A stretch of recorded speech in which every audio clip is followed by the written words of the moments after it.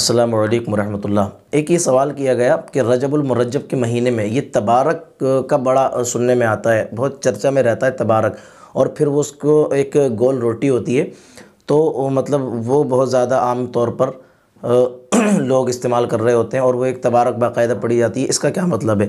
دیکھیے، اس کا مطلب یہ ہے کہ اس مہینے کے اندر، حالانکہ کسی بھی مہینے میں اِیصال ثواب کیا جا سکتا ہے، لیکن اگر کوئی بات نہیں، کسی مہینے میں زیادہ اِیصال ثواب ہوتا ہے تو خیر اچھی بات ہے، مرحومین کو اِیصال ثواب ہونا چاہیے، اور چونکہ یہ اچھا اور مستحسن کام ہے تو مطلب کوئی ایسا بھی نہ کرے کہ اس سے منع کر دے کہ بھئی یہ تم کیا کرنے لگے ہو۔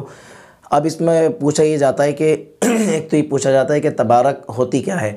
تو تبارک دیکھیے، سورہ ملک شریف کی تلاوت ہوتی ہے۔ سورہ ملک جو 29ویں پارے میں سب سے پہلی سورت ہے، اس کی تلاوت ہوتی ہے، اور اس کی تلاوت کرنے کے بعد جو گھر والے ہیں وہ اللہ تعالیٰ سے دعا کرتے ہیں کہ یا اللہ، ہم نے یہ سورت تلاوت کی ہے، مالک اس سورت کے طفیل میں ہمارے مرحوم کی قبر کو اندھیرے سے محفوظ فرما، اس کی قبر میں اجالے پیدا فرما۔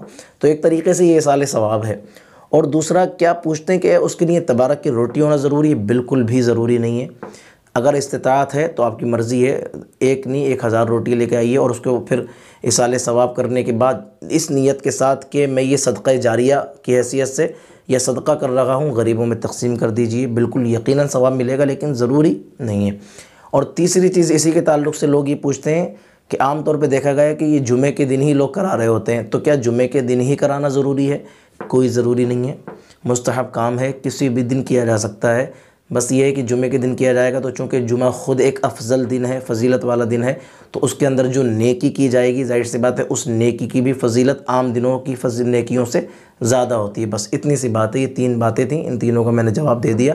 امید کرتا ہوں کہ آپ سمجھ گئے ہوں گے۔ اللہ عز و جل عمل کی توفیق دے، آمین۔ اللہ حافظ۔